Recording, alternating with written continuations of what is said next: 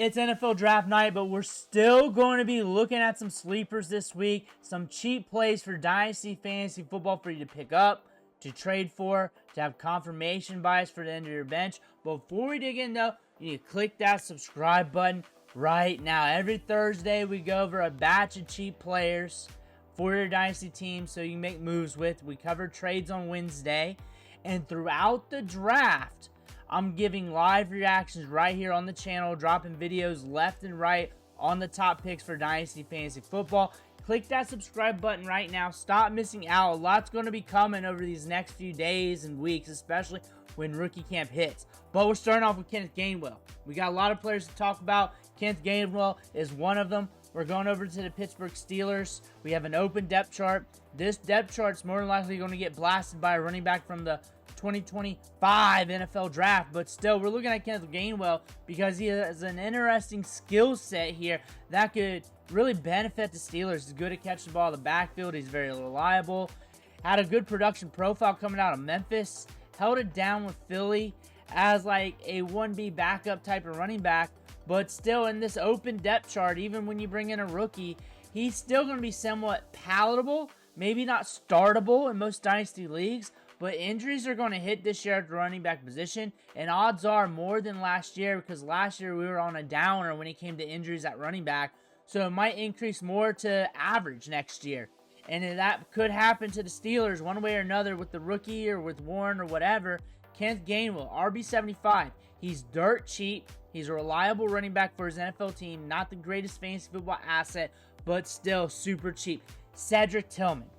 Odds are Travis Hunter's going to be on this team. Going to be another pass-catching option, another wide receiver and cornerback for this team. However, Cedric Tillman, how he plays the game, he's not going to be touched really because he gets the deep targets downfield. He emerged last year with 3 wide receiver 1 weeks, and he had an injury at the end of the season.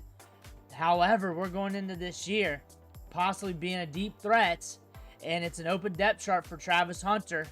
But down the road, could be getting enough route participation rates to allow him to be productive. Jermaine Burton is a flyer. He's still a flyer. The odds of them spending more at wide receiver has decreased with how much they've already spent at wide receiver. We got a nasty release package. We can get downfield. Maybe we get our head on straight after everything that happened last year with the apartment situation, being seen at casinos and everything else. Things were looking like it was on the up and up in training camp, mini camp, and OTAs. Maybe we catch some buzz this offseason, but we're valued at wide receiver 100. You can't get much cheaper than that. Darius Slayton is a deep ball dandy. Malik Neighbors at the end of every game looks like Ric Flair after an Ironman match. Just devastated with targets and workload. Darius Slayton could be seeing deep bombs somewhere down the line. He has the potential to be a wide receiver 1 on any given week. He had one last year, and he could have a few next year. But if something happens to where he's seeing more targets, he's going to see volume downfield. And that volume downfield leads to splash production. He's at wide receiver 14 right now. Odds of them bringing in another wide receiver that will affect him is very low considering where they're positioned in the first couple rounds of the draft. He can push it downfield. I think he's a player that at the end of your depth chart you may want to think about. Hendon Hooker might be on the move this weekend, or something happens to Goff, you're going to want him. QB 54, super cheap, super flex option, that if he gets traded to an advantageous situation, what if he's a Steeler by the end of the weekend? What if that happens? What if he doesn't get traded? But still, he's dirt cheap right now. You can pick him up, see what happens with Hendon Hooker. You can catch him on the free in trades as a throw-in. And here you go. Here's another option that could climb up the board for you when it comes to dynasty rankings, dynasty scenarios. That's super cheap, and if it doesn't work out, you just wipe your hands and move on. Tyler Algier is very cheap as well. If something happens to Bijan Robinson, he's going to be getting a lot of the workload. He's going to be getting a lot of opportunities. Every team in the NFL could be getting a running back this week. There's enough running backs to supply these NFL teams. That's how good this draft class is. Damn near almost every NFL team, about 20 to 25 of them, could get a running back of consequence. That's how nasty this class is. Tyler Algier, though, former 1,000-yard rusher, had an RB1 week last year, an RB2 week. That's with Bijan Robinson being there. 6.2 points per game. But if something happens to Bijan Robinson, just getting slammed up the gut, getting the goal line work, and will give you a return on production, or you can sell high at the moment. Jordan Mason, kind of similar situation. Something happens to Aaron Jones, he's going to be the guy. I look for them to bring in the running back. I do. Somewhere down the line, I look for the Vikings to look at the running back position. Just look at the back end of the depth chart. Ty Chandler's been there for a good bit. He hasn't been able to climb the depth chart. Xavier Scott.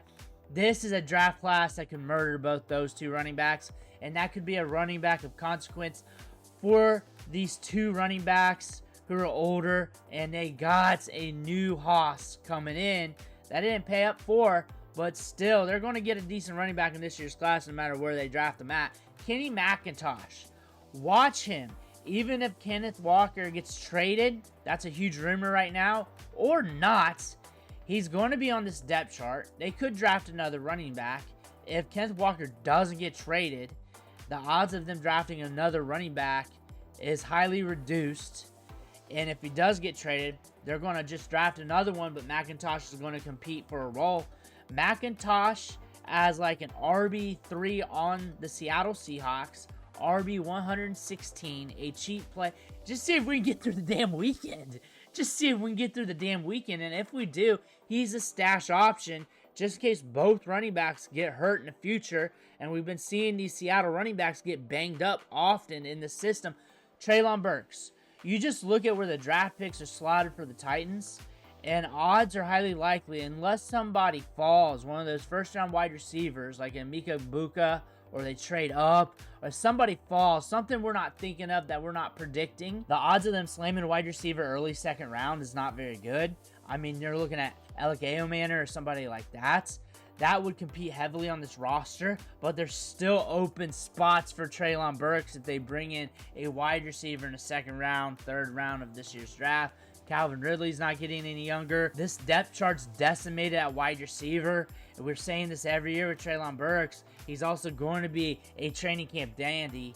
Also, not much competition here. He's going to be getting opportunity in this offense here in training camp. So that price is going to go up in training camp. Maybe even after this draft here, you're going to see this chart shoot up somewhere down the line during that time period.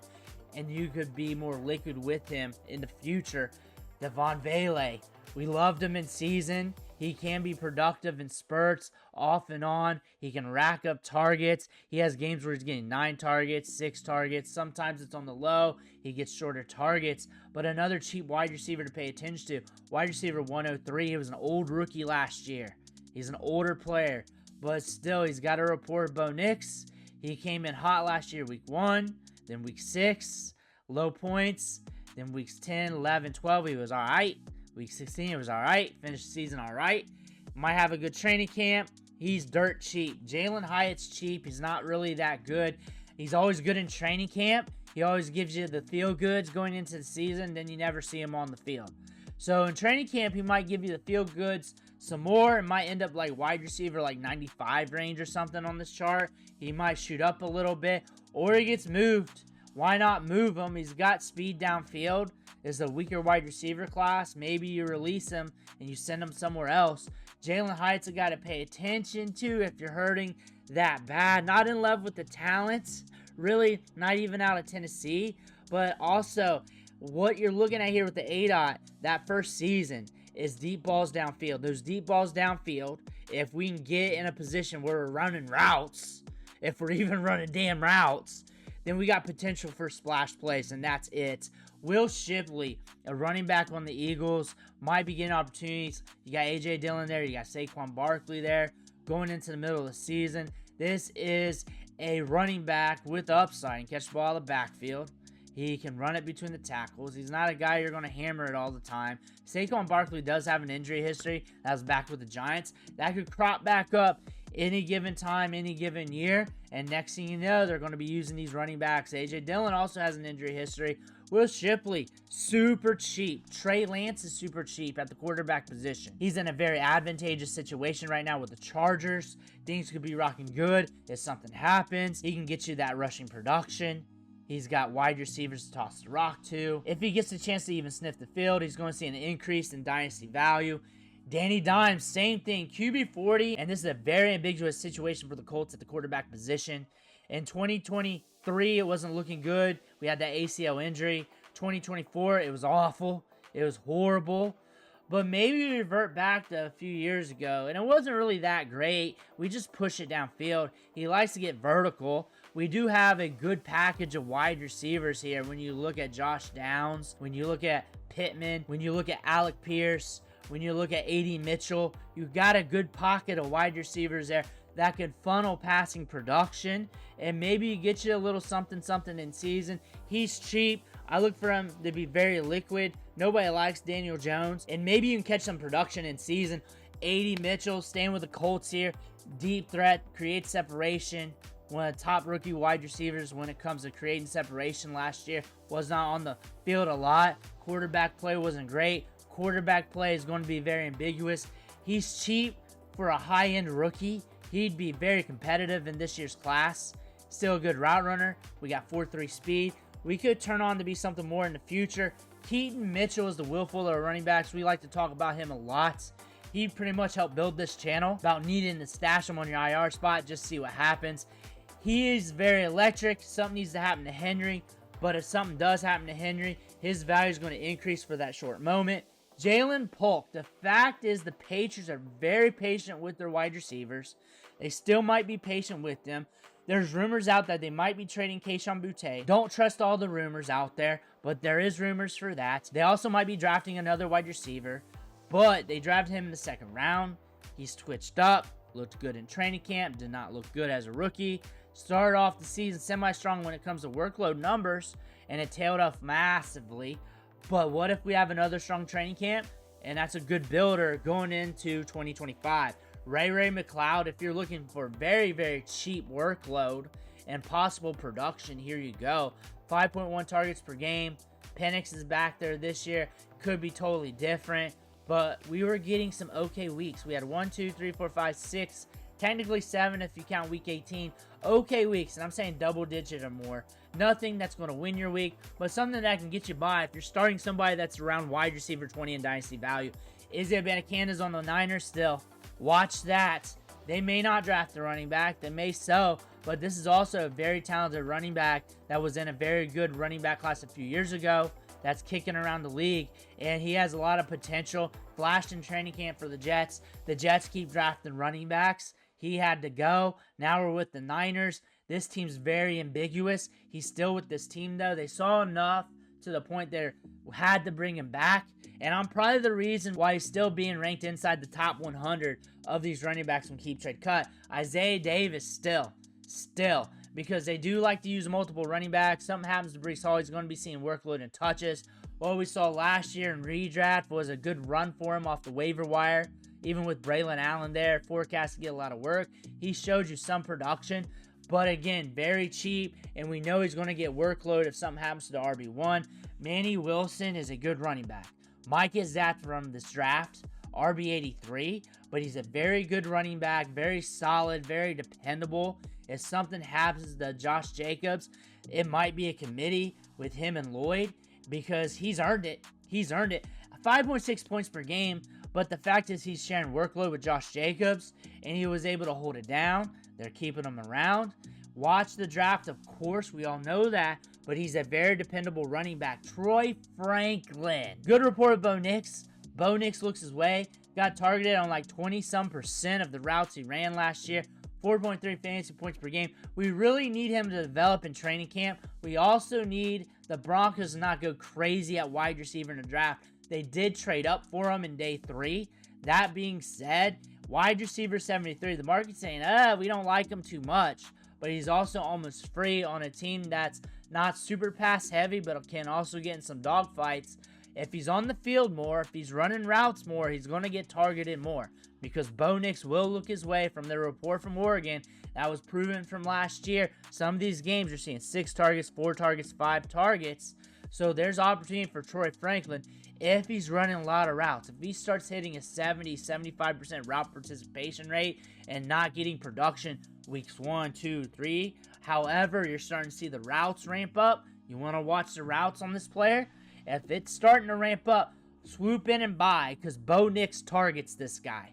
He does. We saw it last year. It was at a high rate per route ran, and that's something to pay attention to. Those are the sneaky plays going into the NFL draft. I'll have more next week, but we're going to be talking about these players getting drafted left and right during the draft. We'll have rankings. We're going to help you out for those rookie drafts. A lot of videos are coming out. It's going to be a busy weekend. Let me know what you think in the comments below. Make sure to hit that subscribe button on the way out. One thing for watching. Catch you on the next video.